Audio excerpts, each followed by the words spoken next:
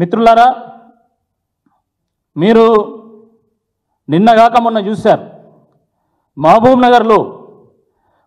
నగర్లో రాత్రికి రాత్రి అక్కడున్నటువంటి పేద ప్రజల యొక్క చిన్న చిన్న ఇండ్లు గుడిసెలను ఏ రకంగా బుల్డోజర్లను పెట్టి కూలగొట్టిందో మీరు చూసిండ్రు.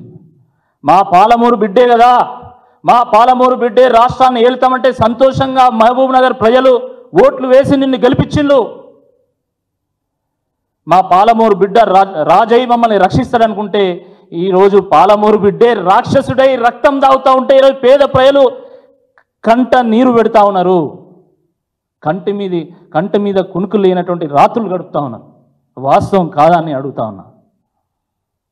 అందులండి దివ్యాంగులు, వికలాంగులు వాళ్ళ పొట్ట కొట్టడానికి నీకు అసలు మనసు ఎట్లా వచ్చిందని అడుగుతున్నా. ఇంత దుర్మార్గమా? ఆ రోజు పి జనార్దన్ రెడ్డి గారు హైదరాబాదులో పేద ప్రజల గురించి కొట్లాడిండు. ఆయన గుడిసెవాసుల గురించి గొడవలు చేసిండు. ఆయన అసెంబ్లీ సాక్షిగా కాంగ్రెస్ ప్రభుత్వం మీద బాణం ఎక్కుపెట్టిండు. ఆయన పేద ప్రజలకు పట్టాలు ఇప్పించిండు.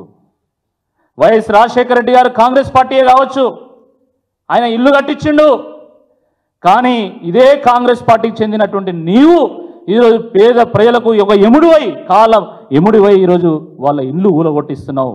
ఈ పాపం నీకు తగలకపోదు అని చెప్పి ఈ సందర్భంగా నేను హెచ్చరిస్తా ఉన్నా. అసలు పేద ప్రజల ఇల్లు ముట్టడానికి నీకు ఎవడు అధికారం ఇచ్చాడు? నువ్వు ముఖ్యమంత్రి అయితే కావచ్చు, నువ్వు ముఖ్యమంత్రి అయినంత మాత్రం నీకు అపరిమితమైనటువంటి అధికారం ఎవడు ఇవ్వలే, అనంతమైనటువంటి అధికారం ఎవడు ఇవ్వలే. ఈ దేశంలో ముఖ్యమంత్రి కాదు, ప్రధానమంత్రి కూడా పరిమితులకు లోబడి పనిచేయాలి, చట్టానికి ఆధారంగానే పనిచేయాలి తప్ప తన ఇష్ట అనుసారంగా పనిచేయడానికి హక్కు లేదు. నువ్వేం చట్టానికి అతిథుడు ఏం కాదు.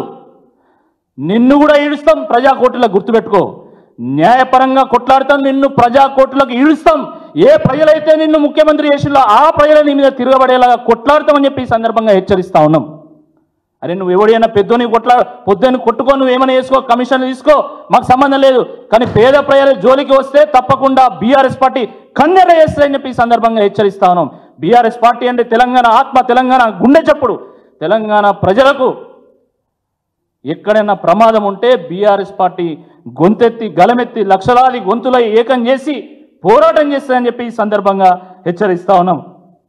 ఈ ప్రభుత్వానికి ఎంతసేపు అటెన్షను, డైవర్షను, కమిషన్లు వీటి మీదనే దృష్టి.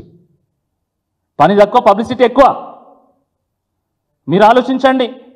ఈరోజు రాష్ట్రంలో లక్షలాది మంది రైతులు రుణమాఫీ జరుగుతుందని చెప్పేసి ఆశపడి ఎదురు చూసి ఈరోజు కళ్ళు కాయలు అయ్యే విధంగా ఈరోజు మరి ఎదురు చూసి ఈరోజు రోధిస్తున్నటువంటి ఒక పరిస్థితి ఉన్నది.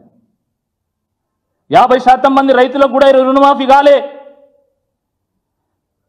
రైతు భరోసా మీద ఎవరికి భరోసానే లేదు. మహాలక్ష్మి స్కీము ఇంటింటి మహిళకి 2500 ఇచ్చేటువంటి స్కీము పత్త లేకుండా పోయింది. 2000 రూపాయలు పెన్షన్లు 4000 చేస్తామన్నటువంటి హామీ జాడలేదు. ఇప్పుడు 2 లక్షల ఉద్యోగాల హామీ ఎక్కడ పోయిందో తెలియదు. జియో 46 రద్దు చేస్తామని చెప్పి జియో 46 బాధితుల నోట్లో మట్టి కొట్టిండ్లు. ఆ హామీల నుంచి ప్రభుత్వ ప్రజల దృష్టిని మరలించడానికి ఈ కొత్త నాటకం ఆడింది. మొన్న ఒక వారం రోజుల క్రితం బీఆర్ఎస్ పార్టీ రైతుల పక్షపాతి కాబట్టి, రైతుల గురించి ఆలోచించినటువంటి పార్టీ కాబట్టి, రైతుల గురించి రైతు బంధును ప్రవేశపెట్టినటువంటి పార్టీ కాబట్టి, రైతు బీమాను ప్రవేశపెట్టినటువంటి పార్టీ కాబట్టి రుణమాఫీ జరగాల్సిందే అని చెప్పేసి మండల కేంద్రాల్లో, నియోజకవర్గ కేంద్రాల్లో ధర్నాలు పెడితే తెల్లారి హైడ్రాని తీసుకొచ్చి ముందు పెట్టారు. అంటే ఈ రాష్ట్రంలో రైతుల గురించి చర్చ జరగకూడదు, ఈ రాష్ట్రంలో నిరుద్యోగుల గురించి చర్చ జరగకూడదు, ఈ రాష్ట్రంలో పేద ప్రజల గురించి చర్చ జరగకూడదు, ఈ రాష్ట్రంలో మహిళల గురించి చర్చ జరగకూడదు, ఈ రాష్ట్రంలో గురుకులాల్లో ఈరోజు నానా అవస్థలు పడుతున్నటువంటి చిన్నారుల గురించి చర్చ జరగకూడదు. కేవలము ప్రజలంతా నీ గురించే చర్చ చేయాలి అనేటువంటి ఒక దృక్కోణంలోనే, ఒక దురాలోచనతోనే ఈ యొక్క హైడ్రాని తీసుకొచ్చి ముందు పెట్టడం జరిగింది. అచ్చా హైడ్రా తీసుకొచ్చి నువ్వు బడాబాబులకు ఒక రూల్ పెడతావు, బక్క చిక్కిన వాళ్ళకి ఇంకో రూల్ పెడతావా? అంటే ఫ్యామిలీకి ఒక రూలు, ప్రజలకు ఇంకో రూలా? ఫ్యామిలీకి ఒక రూలు, పబ్లిక్ ఒక రూలా? మీ తమ్ముడు అన్నో మీ కుటుంబ సభ్యులకు 30 రోజుల గడువిచ్చి నోటీస్ ఇస్తావు, కానీ మహబూబ్ నగర్లో ఉన్నటువంటి పేద ప్రజలకు, దివ్యాంగులకు 30 నిమిషాల సమయం కూడా ఇవ్వకుండా ఈరోజు వాళ్ళ ఇల్లు కూలగొడతావు. దీన్ని ఏమనాలని అడుగుతా ఉన్నా. అరే మీ మంత్రుల ఇల్లు ఎందుకో కూలగొట్టావు? మీ ఎమ్మెల్యేల ఇల్లు ఎందుకో కూలగొట్టావు? మీ కాంగ్రెస్ పార్టీ నాయకుల ఇల్లు ఎందుకో కూలగొట్టావు? ఏంది తమాషా అని అడుగుతున్నాం. కాంగ్రెస్ పార్టీ నాయకులారా, మీరు ఆలోచించండి. మీ ముఖ్యమంత్రులే, మీ ప్రభుత్వాలే పట్టాలు ఇచ్చినటువంటి భూముల్లో పేద ప్రజలు ఇల్లు కట్టుకుంటే ఈరోజు ఏ పార్టీ నుంచో వచ్చిన ఆయన ఈరోజు కుర్చీలో కూర్చొని ఇది మా కాంగ్రెస్ పార్టీ విధానం అని చెప్పి పేద ప్రజల ఇల్లు కూలగొడుతుంటే మీరు చూస్తూ ఊరుకుంటారా అని చెప్పి ఈరోజు కాంగ్రెస్ పార్టీ నాయకులు మేము ప్రశ్నిస్తున్నాం. మంత్రివర్గంలో ఉన్నటువంటి మంత్రులు మీరు డమ్మీ మంత్రులా? మీరు ప్రజల పక్షం వహించారా? మీకు చేతన అయితే లేదా?